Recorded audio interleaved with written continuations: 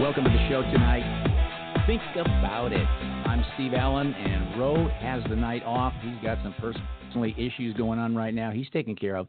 But we've got special guest GILL BROUSSARD. He's a science-based researcher, astronomer, and theologian who has found new evidence based on historical Chinese records of planetary bodies that provide data points.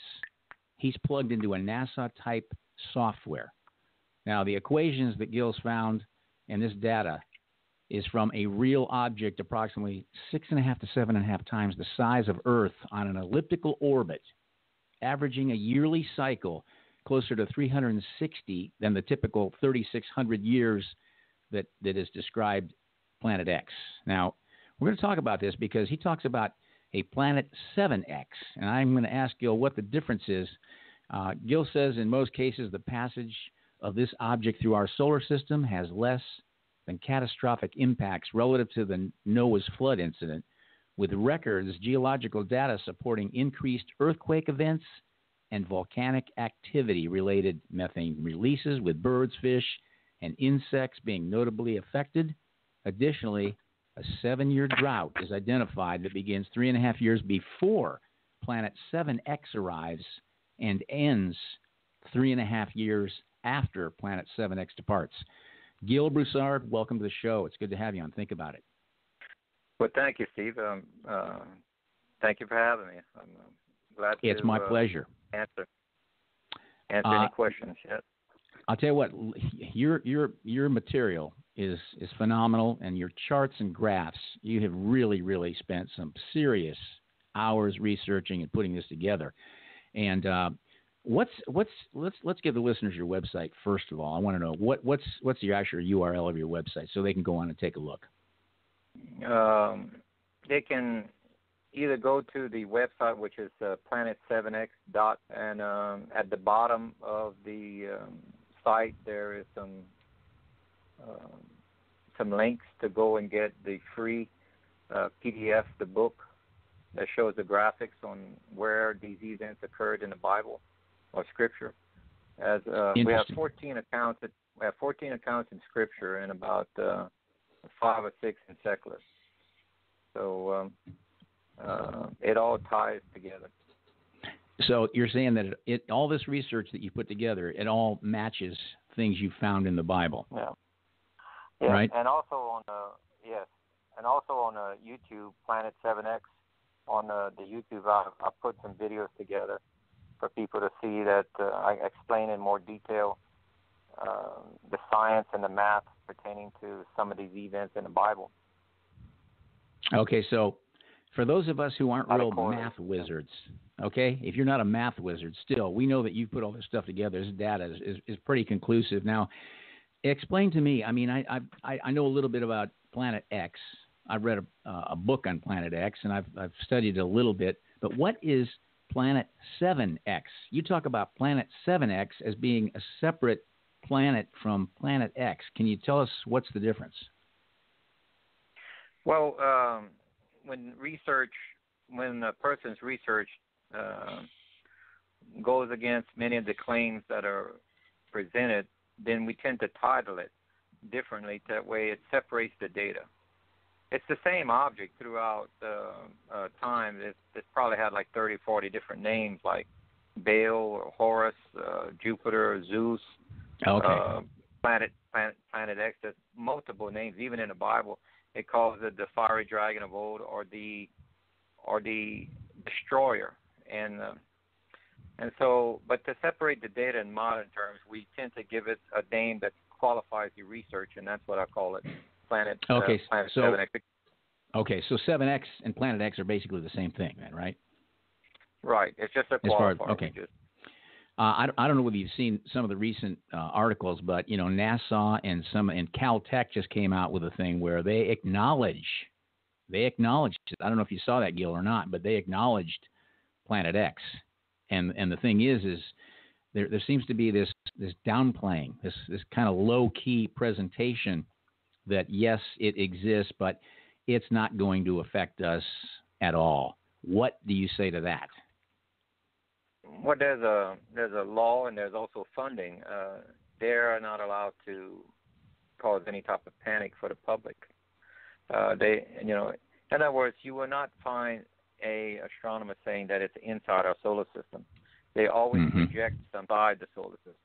Well, let me give you, for instance, Kepler's law of planetary motion. If it was on the edge of our solar system, like where Neptune is, it would take 16 years to reach the sun. This object, because of the effects that Earth is seeing, if it's 16 years away, then my God, I'd hate to see when it just passes at what level the Earth earthquakes and everything else that we see would be if it's that far away. I would say because of the effect that we're seeing, it's only a few years away at the most. And okay, when you say a few years, what are you talking? Few years? You're saying 3, 7, 10? Well, scientifically, we don't have a sighting to back up a actual date. We have data that says the object is real because the Chinese saw it in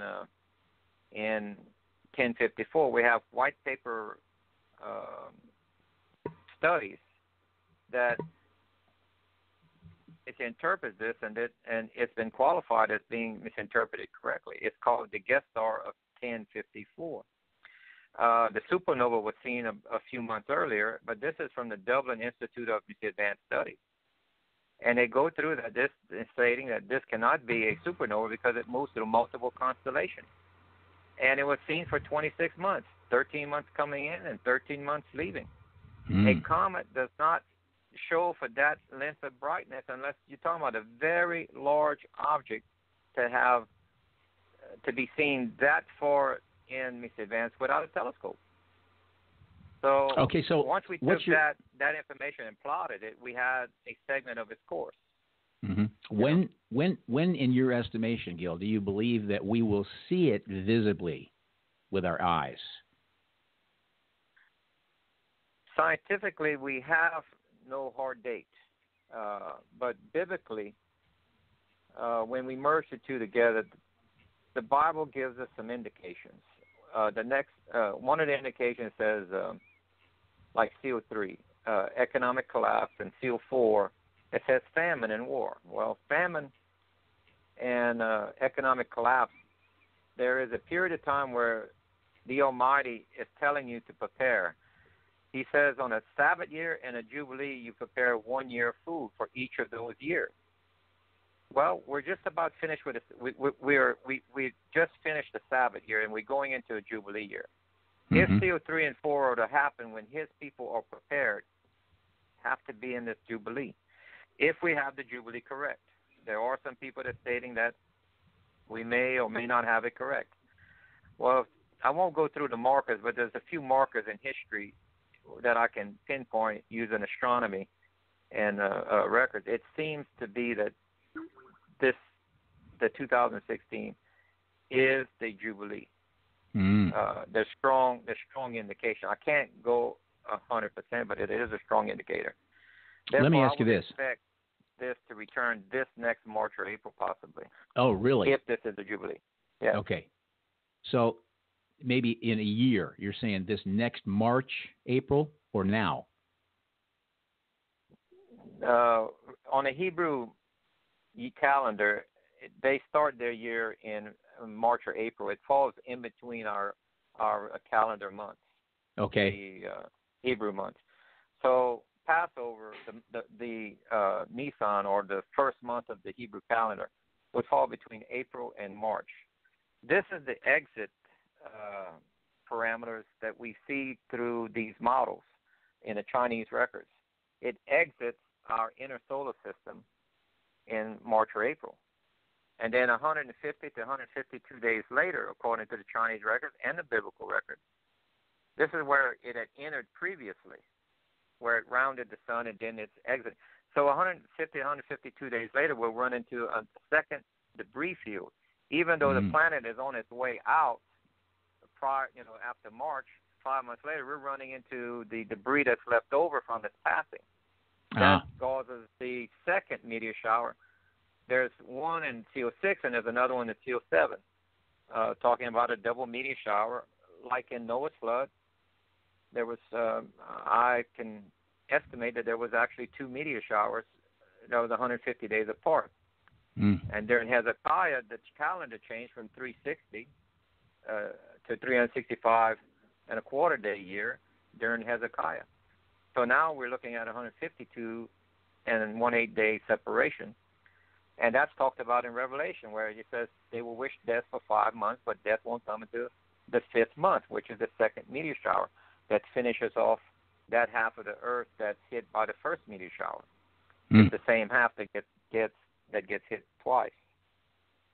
So leaving, what you're saying is it could be maybe this summer sometime when it comes back again? One of the qualifiers, in other words, the government is definitely aware of this because of where they sent the Pioneer and Voyager probes.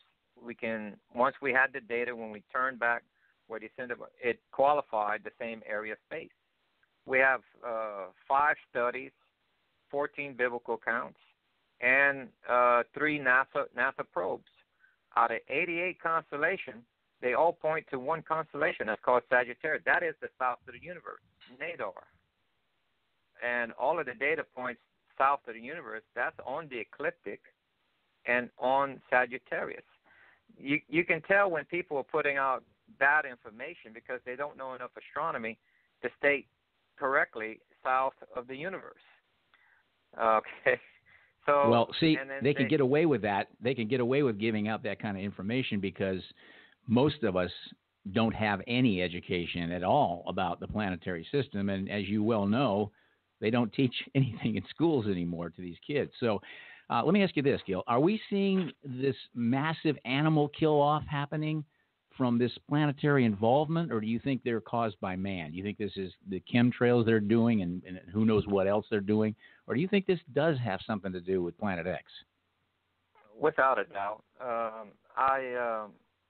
I had promoted a green energy project, and I was doing, when I saw Al Gore's video, I was going to use some of his data to promote a green energy project, but once I did the math on it, it doesn't calculate. It does not calculate correct at all.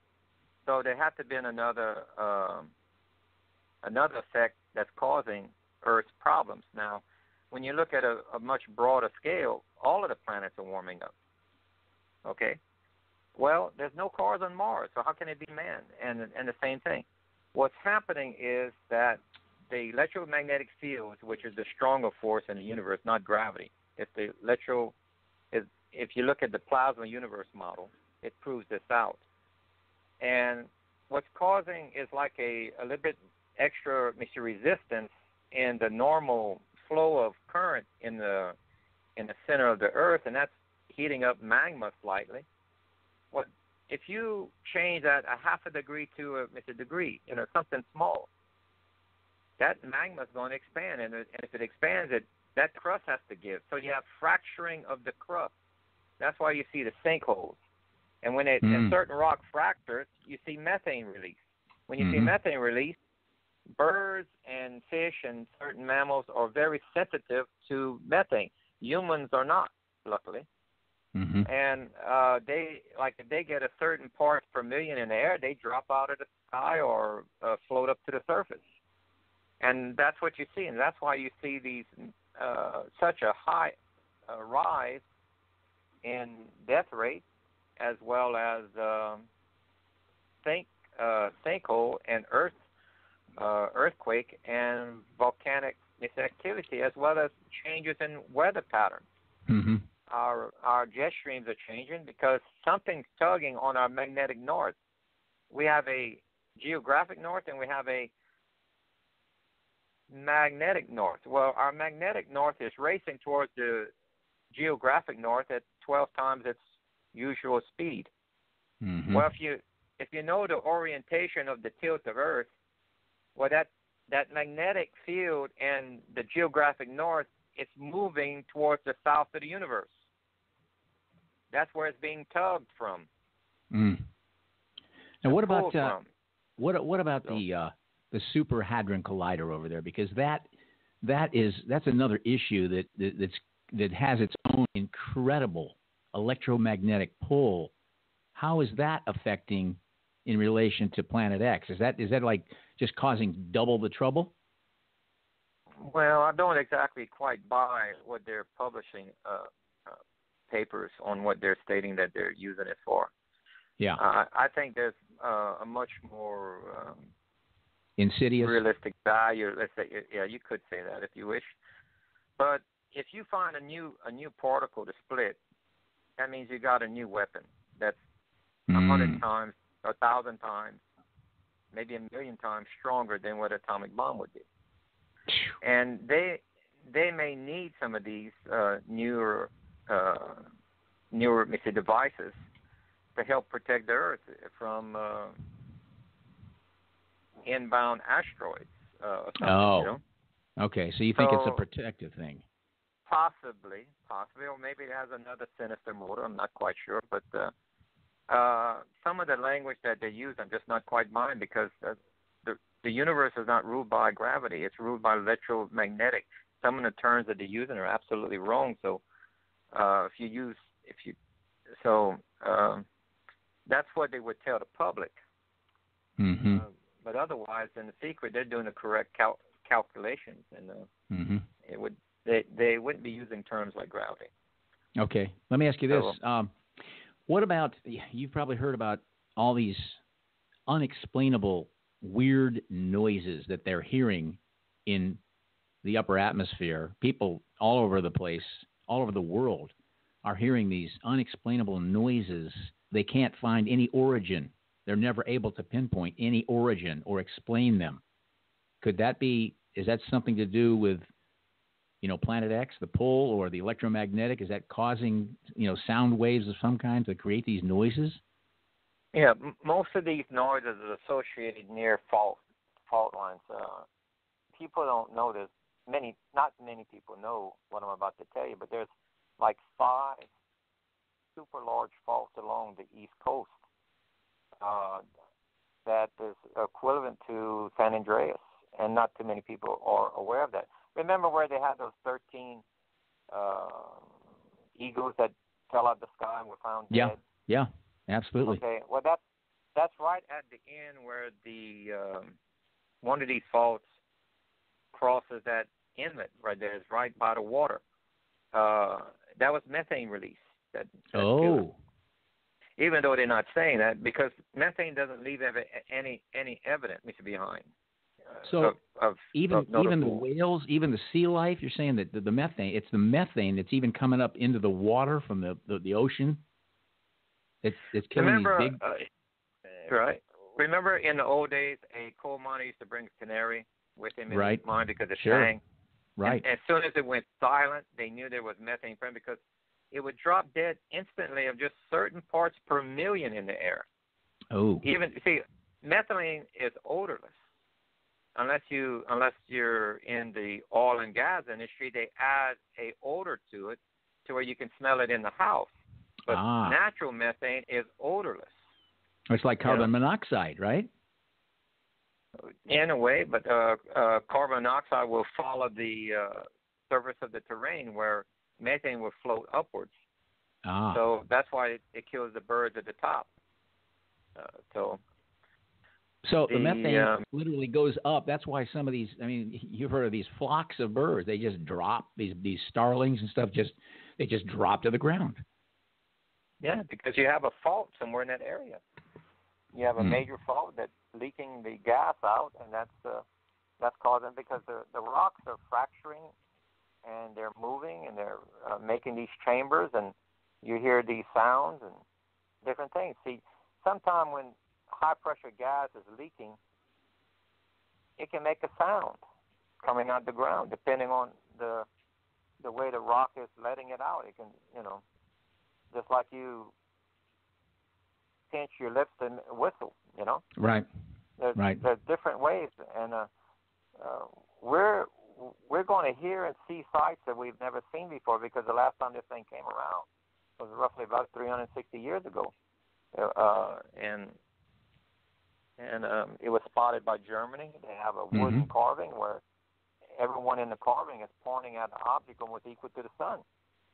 Well, there's only two objects in equal. That's the moon and the sun. But the third object, this was this object. It was about 8 million miles away from Earth, according to my account. The moon is only about a quarter away, quarter of a million miles away.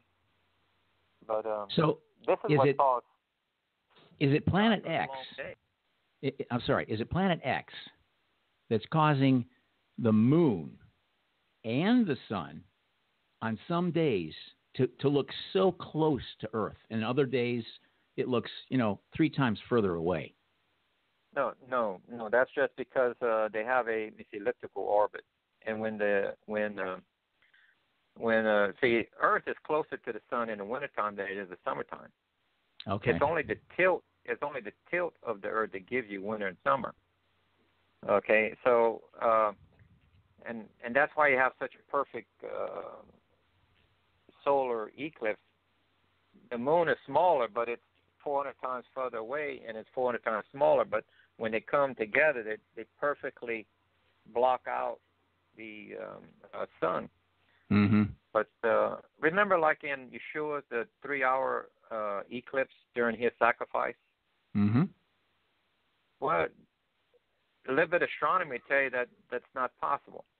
Okay, first it was on Passover. That's a full moon. Moon's on the opposite side of Earth than where the sun is. It takes a new moon to eclipse the sun.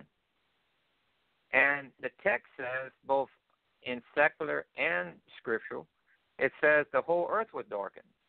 Well, we know the moon only darkens a small little dot on Earth, and it takes only 7.5 minutes to rotate out of the shadow. Mm-hmm. So how do you get 3 hours? The way you get 3 hours is you have an object roughly 7 times the diameter of Earth during a full moon phase, during Passover, and it came in between us, and that will give you exactly 3 hours of darkness. And it will darken the entire Earth. Yeah. Wow. So okay, the data's there. I know that you understand what's going on, and I do too, because I've seen pictures. And what I'm talking about, what I'm referring to now, is we believe that some of the elite, these globalists, these Luciferians, they are basically building underground cities for themselves. They're constructing underground facilities, and they're preparing because they understand what's coming. And I'm talking about Planet X. They are actually preparing for this event to happen, right? Without a doubt. So you say that they've been doing this for, 25 years now? In 1992, if we reverse the science, basically, it tells us that the Pioneer and Voyager probes, when we use the Chinese model and do an overlay, that they roughly saw this thing about anywhere between 8 to 10 years outside of our solar system. And the three probes were able to triangulate its position of it, and that because they were looking for a planet that had a normal orbit around the sun, in a circular orbit. So that's why they were publicizing all of this in the articles in astronomy magazines and the papers and such. But according to the probes, when they looked at the data, it's coming towards the sun and at an elliptical orbit, like an asteroid. That's when they went silent in December of 1992. So they've had a lot of time to prepare. They've had a lot of time to get ready to take care of themselves, basically, but they're not going to tell us anything until, basically, for most of us, it's too late to do anything. And even if we could do anything, we're not going to join them in these underground cities. So correct. The biblical even gives us a hint that they will only tell us 40 days ahead of time. That was the prophet Jonah that went to Nineveh. He gave them a 40-day warning that their destruction was coming if they didn't repent. And that was 40 days prior to the event where the shadow went backwards for Hezekiah on the steps. So interesting. Now we know that the Catholic Church owns and operates a couple of the most powerful telescopes on the face of this earth. Now, In your opinion, Gil, do you think that's what they're looking at? They're watching everything out there. They're watching Planet X. They're trying to focus in to give them a better idea of timetable or what they see? I don't think that they can. Remember when Ronald Reagan gave his announcement to the UN about how the countries would unite if there was a common threat from outer space? Right. I seriously don't think he was talking about aliens at the time. Remember how they came back shortly after that and did a Star Wars missile defense system that was laser? Yes, that's right. Well, I've put videos out on the bonus 2 video that I have on my YouTube channel. Lasers are used to cloak a device. They can bend light with lasers. They can hide this from us. Remember, when it reached the edge of our solar system, it takes 16 years to reach the sun. Someone would have actually seen it because there's 2 to 3 million amateur astronomers. But we haven't seen it. But we see all the effects of it as it's here. So that tells us that they have the ability to cloak it, and they're using these lasers to do it. That's amazing. Do you believe this is one of the purposes of spraying our upper atmosphere or whatever stratosphere with the chemtrails? They constantly are spraying the whole planet. Is that one of the reasons they're doing it, is to help cloak? I think there's a double reason. It may benefit on limiting our view, but I think what they're really trying to do is they're trying to do climate control, as well as causing it to rain on our crop zones to maintain markets, help reflect some of the heat maybe back into space, because remember, the Earth is warming up just like all of the rest of the planets. So if they can reduce or keep the planet cooler, it gives less earthquakes and less methane releases. So so you may have 3 reasons why they're doing this instead of just one. I think it's a combination of reasons. Well, but, if they're doing all it, of it is pointing to the same. If they're doing it to try and control the weather, they're doing a very poor job of it. We've had some of the worst storms in the history in this country in the last 10 years. I mean, they've just been devastating. And now we've got I see the weather today. Well, you've got snow up north. It's acting like it's the middle of winter up there right now, and here we are, almost the middle of April. Now, what I'm saying about controlling weather, adding particles can only help make it rain. Okay. Mm-hmm. It does not control the severity of winds or temperature. Okay. Our magnetic north is moving 12 times its rate further to the north, which is almost half of Canada. It moved further north. Well, the magnetic fields is what helps control our jet stream. Our jet streams are tending to move further north. So you're having weather you've never seen before because you're having a different climate zone weather. Mm-hmm. Interesting. Whether it's drought, whether it's rain, whether it's thunderstorm, and now you have these high winds hitting a different contour of the land. So it may stir up many more tornadoes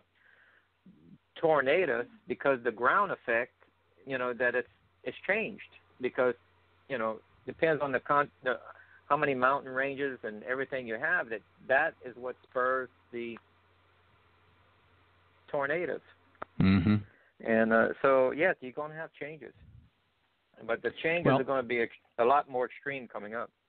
Yeah, and that's what I'm looking for. That's what I'm expecting, and I totally believe that. And, one of the things Jesus talked about in Matthew chapter 24 was the fact that he said men's hearts will be failing them for fear of those things that are coming upon the earth. Is that going to be Planet X or the effects of Planet X that he might have been talking about? Without a doubt, because there's going to be a controversy. There's 2 camps of thought. There's astronomy and the physicists. The astronomy say that there's missing matter and that the universe is ruled by gravity. The physicists say that there's no missing matter, that vacuum in space is not a true vacuum, that it's like a lake of plasma, and that the ruling force governing the planet is electromagnetic. Gravity is the weaker force. Well, they just proved that out recently when comet sighting springs passed near Mars. It proved out they had a lightning bolt that jumped to the planet, and Mars, remember, it's a very small comet, but the entire planet of Mars lit up like a light bulb. Wow. We have on our own Earth right here, when this planet has passed before, you can go to Google Maps and look up the Eye of the Sahara in Africa. That's been proven not to be a meteor crater. It's a flat crater with multiple rings going towards the center. That is a plasma hit from a lightning bolt 30 miles across. And that's a discharge from a planet that's many times larger than Earth. That's the only reason why we have that. And you can see those similar events on Mars, Mercury, and Venus, because all of those happen to be very near Earth's planetary plane. And this is where this object passes. So that's something you never hear about. I've never heard any scientist or anybody in the news talk about a lightning strike the size, 30 miles long or something like that. That would tend to scare people if they heard about that. That would be a little bit frightening too. I mean, an asteroid's one thing, a meteorite's something else, but that's scary. Well, the proper term for that is a plasma discharge is what it's called. And that's what created the huge scar on Mars. And again, when a magnet is hit by regular lightning, it reverses the magnetic poles from north to south. It's reversed. When a plasma discharge of 30 miles wide hits Earth, our poles will reverse. Our electrical poles will swap. So what happens then? Well, some things are sensitive to magnetic fields, like birds and stuff. I'm not sure. So we haven't lived through one of those. Right? It hasn't been right. No, it's not. Put it this way: if you don't want to be in a plane on the last 3 days of this thing's approaching. Ooh. When we start to go through the tail of the comet, that's plasma hitting the Earth, just like a pulse from the sun at a high intense rate. Wow. Planes may fall out of the sky. So the last 3 days, they have to turn off all generators globally, including nuclear power plants. Some of these power plants takes 18 months to shut them down. So some of them are already late. So they're going to come up with some sort of excuse to shut down power plants in the near future using a terrorist threat. And when you see that happening, that's how we're going to know that it's close. It's what you're going to see a bail-in. When they start to bail in, and what they do is rationing money, you see terrorist threats that they're going to use to shut down nuclear power plants and cause a threat to where they can come in with food rationing because it shuts down the economy. Sure.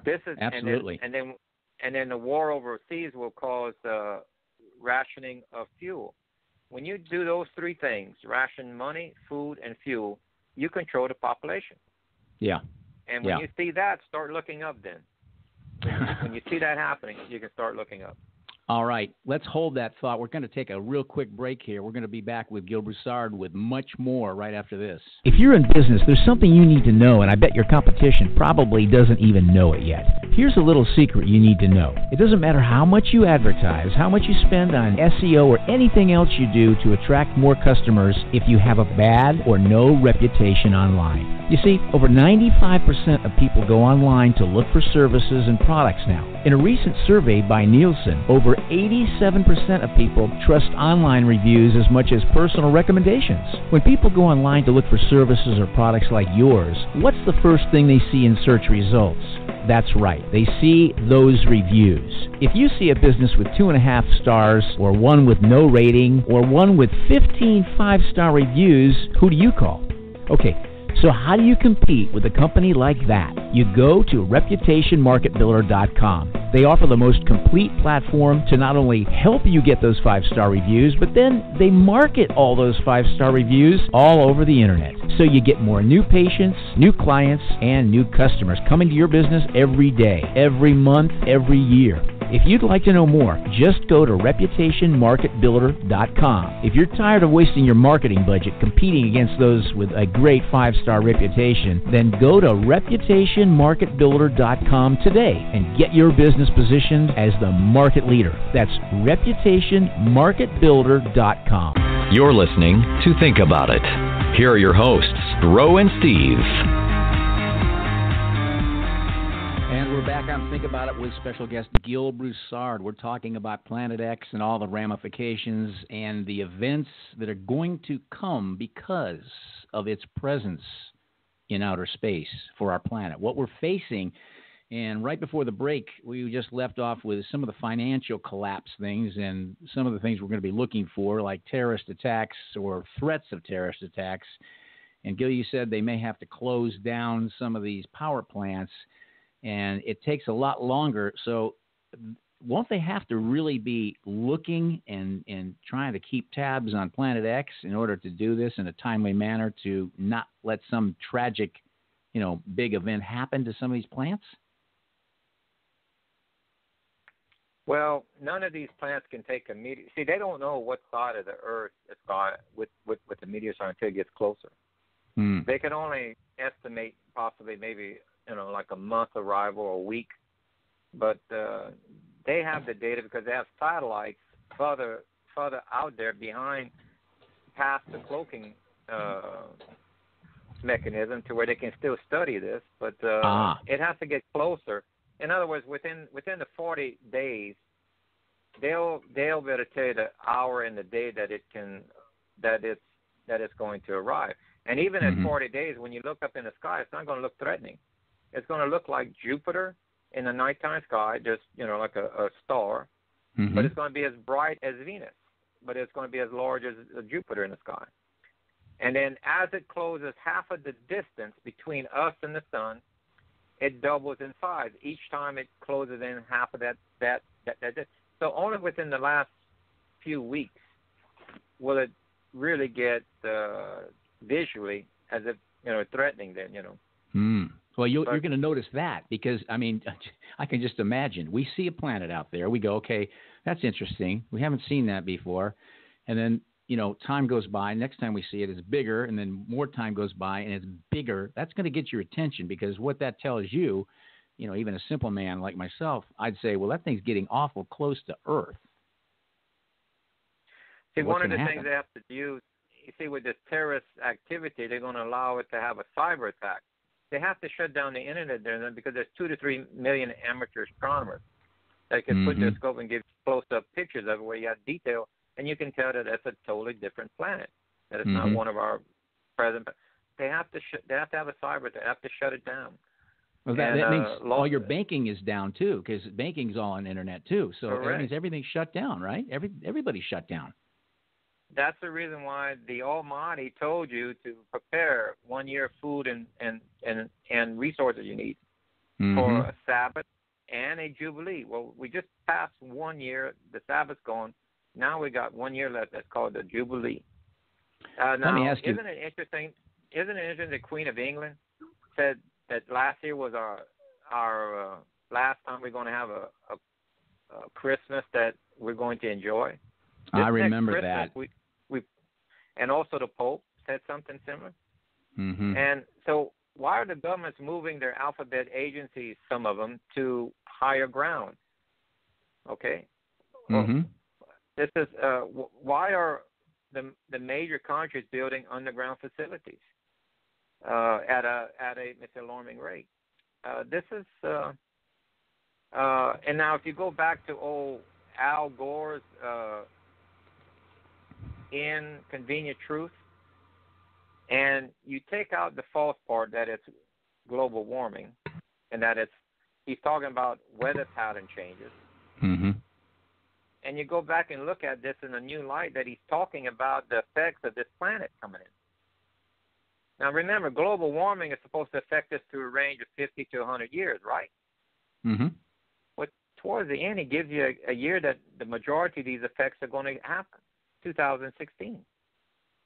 How can you pull 1 year and say the majority of these effects are going to happen in 1 year? That's not global warming. Yeah. That's an approaching planet. Mm-hmm. So this following March or April, we may see the effects this year drastically, but we won't. Remember, it only gets close to Earth. It doesn't hit Earth. And it crosses in the month of Passover, which is March or April. We're looking at it. So people should be attentive. I don't have a crystal ball. I can't tell you 100% on dates. Mm-hmm. I can only say that be attentive. Watch what your government is doing, and when you see certain things happen to the government, start looking up around Sagittarius. I'll tell you what. Most people don't see anything they're doing. All I can see is there's an extreme level of lawlessness in this government. That's the only thing I can see, and I think most people in this country can see that. That's pretty obvious, and that's one of the reasons everybody's flocking to Donald Trump right now, because he's calling out some of the things that people have been saying. Why is this? How come you're allowing this, government? How come you're not doing this? How come you're allowing a president to continue to change the laws and create more lawlessness? So anyway, so you're saying that these things aren't going to just be like, we're going to see step one, financial collapse, and then we'll see step two, some other catastrophe. You're saying that these things are going to all coalesce together, and we're going to kind of see all these things start to happen together. The order that the biblical narrative is given us can be logically stated in a model. It's telling you the exact order on what to expect. If they don't have knowledge of the plasma universe, which we only had in the last 15 or so years, okay? In other words, if 15 years ago, if we tried to figure out these models using the biblical, they wouldn't work. But now using the plasma universe model, that's 14 cases in the biblical records that shows that this thing passed. Mm-hmm. And we can go through them and name them, but this is God uses this as a judgment. Yeah. On the planet, and it's coming back again. Wow. And I want to take some calls because I know there's a lot of people that want to talk to you. The number is 323-870-3993. If you want to ask Gil a question, it's 323-870-3993. We've got a caller here on line one. Let me pick him up. Hello, caller. You're on the line with Gil. Hello. Hey, guys. Thanks for taking my call. You're welcome. I had a question for you, Gil. I was listening to one of the recent interviews you did with John Wells on the Caravan to Midnight, and you were speaking about being in Israel for the Passover when Yeshua when his feet touch the Mount of Olives, like it says in Zechariah, and the mountain splits, and it says they will flee into the valley of the mountain.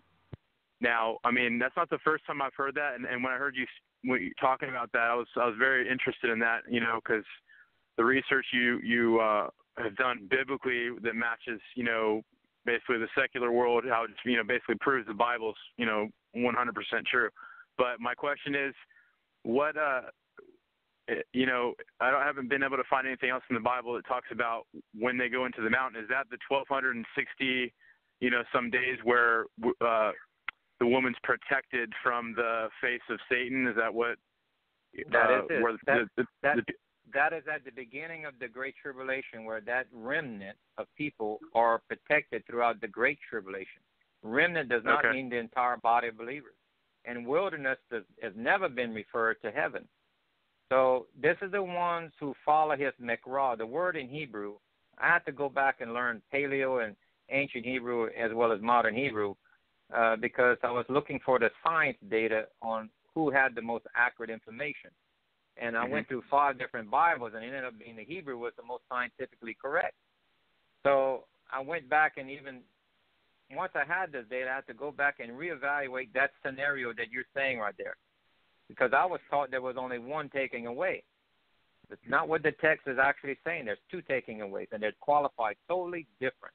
One is before, and one is after. And the second taking away, you go to heaven. You can be anywhere in the globe. But the first one is a mekrah, a rehearsal pattern that you are required to be in Jerusalem, as he stated. These are not feasts of the Jews. These are the feasts of Yahovah, the Almighty. He says, you will follow these forever. No man had the right to take them away from us. And he says, Passover is one where you're required, part of your tithing is supposed to pay for your travel expenses, for you to practice this. It's a dry run. He's getting you prepared for a major event coming up, as the one we talked about in Revelation.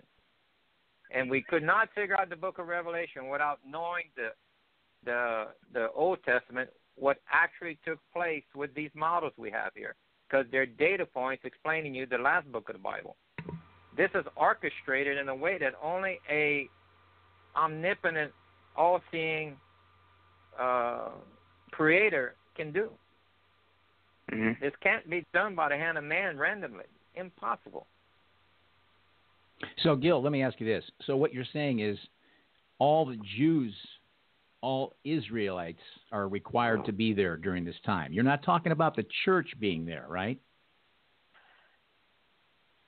Jews or Israelites, some of them anyway, because I said some of these are not there. They're impossible. But right. Jews are Israel, but not all Israelites are Jews. Remember, there's the 10 northern tribes are not allowed to go back into the land until after the 70th Jubilee. 70th Jubilee will be ending at the end of this Jubilee. You know, you didn't say it's 69 and a half. Okay, you said, okay, so that would be the beginning of this next year in the Hebrew, which is this next Passover. They're allowed to go back in it, and it's going to be a remnant. Interesting. Not the entire body. The word church is not in the Hebrew. The word is assembly. Okay, synagogue means assembly, and the nation of Israel, which is it's to go out and teach the other nation. The word Gentile is a Roman word, meaning one who is not Roman. That was adopted by the rabbi, but it's not in the original text. The word is goim and goim. The goim of Israel, the nation of Israel, is to go out and teach the goim, the other nations, what they were taught. And that the 144,000 clearly states they're only from Israelites tribes, and the tribe of Dan is not mentioned. But people forget, with the bride, there's the bridemaid. If you read about the 5 wise and the 5 foolish virgins, it says in English, but in the Hebrew it was Bethusela, means maiden. They're bridemaids. Only bridemaids in a Hebrew wedding carries lamp. The bride does not. Those bridemaids, there's 5 times more of them, and they can be from any tribe. You see, we shouldn't change the text. If he says they're in Israel, if you read it correctly and understand the customs of the Hebrew, we get a clear picture on what he's saying. It's but we couldn't do that until we remember the second taking away at the end of the Great Tribulation. You can be anywhere in the world, and the dead are first, and then the living. But this first taking away is only the living, and it's only a remnant of believers that follows his words as the way he states it. So that could be for anybody. Yes, well, without a doubt, anybody. You show up there and you want to observe, because it's a rehearsal pattern. It's not a vain religious act. He's preparing you for the event. Right, because this isn't taught like anywhere, so it's like that's why it really stood out to me. And then I started reading, just searching this out. So I mean, it answers a lot, because I mean, you don't get taught, the real word anywhere, at least where I've been. Well, so, thank you. Yes, you can send me a email on Planet 7X at gmail.com, and I'll communicate with you, and we can study a little bit together. I'll get you kind of understanding what the Hebrew version of the text is saying. All right. Thank you. That would be awesome. Okay. All right. Thanks for the call. Thank you. Well, he made a good point here. The church isn't taught very much, Gil, as you well know. The church is really, really ignorant in so much of the word. It's almost like, we've got our little patented answers that we work on, we study, and that's really it. And that's for those that even study. But so many believers today don't even know the Bible at all. And that is sad. That's probably the reason why it will be so easy to deceive so many. Remember, there's people within the Jesuit order that left them, stated that they had a plan to implant Jesuits in other religions to subvert them to this New World Order religion later. Well, I had confirmation on a prayer that I prayed. Remember, it says in the Bible, the synagogue of Satan. Yep. Remember in Revelation. I had recognized those two words as Hebrew words. Synagogue means assembly. Satan means adversary. Mm-hmm. So I prayed that night and said,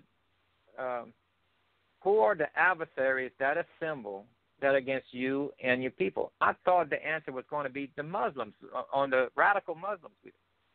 But that's not what he told me. Mm-hmm. The following morning, I heard his voice as clear as we're speaking right here. He says, all the ones who wear black like a uniform. It took me 3 or 4 days to figure out exactly what he meant by that. But he named every major religion. Mm-hmm. The Shiite Muslims are the violent ones. They wear black. The rabbis who misimpersonate a Hebrew wear black. The Catholics wear black. The Eastern Orthodox wear black. The Coptic Christian wear black. The Satanists wear black. The Armenians wear black. And Torah is both legal and moral. You go to the legal system, you got the robes of the black of the judges. You got the lawyers with the black suit, and you got a SWAT team that's arresting you. And this was 2 or 3 months before ISIS showed up, which is the Antichrist's army. Mm-hmm. So he marks them for you. Now, you're going to have to be like Abraham. Step out of it. A Hebrew. Absolutely. Abraham was not born Hebrew. It's his action later in life that made him a Hebrew. Anyone can be a Hebrew if they step out of it. The system is against you. The Bible in Revelation says the whole world is Babylon. Mm-hmm. That's our legal system, our financial system, our religious system. All our systems are Babylonian. Our money, all of this. Yeah. You just step out of it. And it's so sad to see so much of the church trying to be compliant because they think that's going to be more relevant to being a witness, when in reality it's just the opposite. They're less of a witness. Yes. They're not different. You see, the Torah was really written by who? An omnipotent, all-knowing, supernatural being. Okay? This is the instructions on how to build holy, righteous character. It's a way of life, not a religion. He gave you the instructions on how to govern and to correct your own life. It's instructions. We were told to cast them away. We're not supposed to. That's right. Torah says don't have sex with animals. Right now, in many countries in Europe, it's legal to have sex with animals. This is how far we're going away from his instruction. Mm-hmm. Mm-hmm. And now they're planning to build towers in New York City and in London and different parts. I couldn't believe that. But you know something? When the White House was lit up with the rainbow colors because now it's okay to be a homosexual, it's okay, same-sex marriages are condoned by the government.